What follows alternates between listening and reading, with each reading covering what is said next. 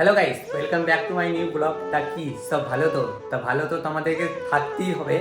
আর আমি অলরেডি ভালো আছি তোমাদের সবার ভালোবাসাতে। আর যেতে চলেছি নিউ জলপাইগুড়ি। তা তোমরা ভিডিওর থাম্বনেল বা ক্লিপ থেকে কিছু কিছু বুঝতে পেরেছো। তা আজ আমি একা যাচ্ছি, আমার না যাচ্ছে কোনো ফ্রেন্ড, না যাচ্ছে কোনো ফ্যামিলি, পুরো একা। তা অলরেডি আমার ব্যাগ প্যাক হয়েই গেছে, আর কিছুক্ষণের মধ্যেই আমি বেরোবো। আমার ট্রেন বর্ধমান স্টেশন থেকে 3:30 নাগাদ ট্রেন আমার। তোমাদেরকে বেশি কিছু বলবো না।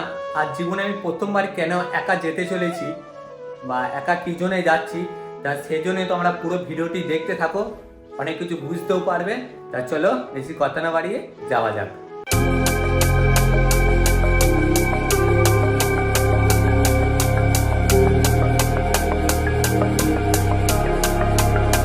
ফাইনালি বর্ধমান স্টেশনে চলে এসেছি। এখানে তোমরা পিছনে ওভারব্রিজটা দেখতেই পাচ্ছ, বর্ধমান স্টেশনের জন্য বিখ্যাত ওভারব্রিজ। তা এখন আমরা যাব শতাব্দী এক্সপ্রেসে। আমরা বলতে তোমাদেরকে বলেছিলাম আমি একাই যাব, কিন্তু হ্যাঁ, আর একটা দাদাও যাচ্ছে আমার সাথে, আরও সব যাবে, তোমরা সব দেখতে পাবে। এখন শতাব্দী এক্সপ্রেসের টাইম হচ্ছে 3:30 এখন অনেকটাই দেরি। তা এখন পুরো দুপুরবেলা। তার আগে আমরা কিছু খাওয়া দাওয়া করবো, তারপর আমরা শতাব্দী এক্সপ্রেসে যাবো। খাওয়া দাওয়া করে নেওয়ার পর কিছুক্ষণ অপেক্ষা করার পর আমাদের শতাব্দী এক্সপ্রেস বর্ধমান 1 নম্বর প্ল্যাটফর্মে চলে আসে। আর আমার বগি নাম্বার ছিল C2। তাড়াতাড়ি করে দরজাটা খুলে সিট নাম্বার খুঁজে সিটে বসে পড়লাম। ভেবেছিলাম জানলাধারী সিটটা পড়বে, কিন্তু দুর্ভাগ্যবশত জানলাধারী সিটটা পড়লো না।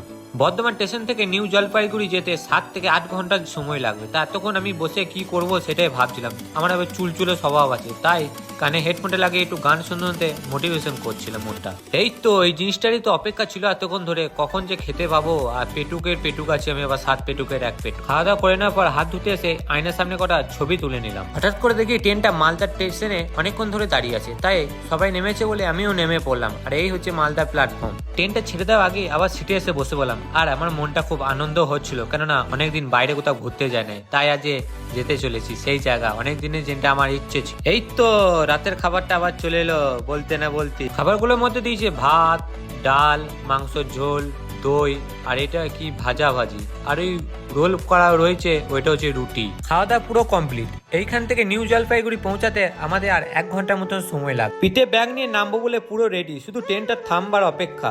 জলপাইগুড়ি স্টেশনে পুরো ভেতর দিকটা। ট্রেন থেকে নেমে হাঁটতে হাঁটতে চলে আসি স্টেশনের বাইরের দিকে, আর এইটা স্টেশনের ঠিক বাইরের দিকটা। আর এখন বাজে 11:03। জীবনে প্রথমবার 8 ঘন্টা ট্রেনে জার্নি করলাম। তো যাই হোক, নেমে একটু এখন শান্তি পাওয়া গেল। এবার আমরা রুমের দিকে যাব। এই হচ্ছে আমাদের হোটেল। হোটেলের ভেতরে ঢুকেছিল একটা গণেশ মূর্তি, আর গণপতি পাপ্পা মৌরিয়া। আর এই হচ্ছে আমাদের বেডরুম। তা যাই হোক, আজকে রাতটা আমাদেরকে এইখানেই কাটাতে হবে। একটু ফ্রেশ হয়ে আবার তোমাদের সামনে চলে এলাম। তা আজকে ভিডিওটা এই পর্যন্তই। যদি ভিডিওটি ভালো লেগে থাকে লাইক, কমেন্ট, শেয়ার, সাবস্ক্রাইব করে দিও। আর যারা আমার চ্যানেলে নতুন তারা আমার চ্যানেলটি অবশ্যই সাবস্ক্রাইব করে দিও, আর এটি কমেন্ট করতে তোমরা ভুলো না।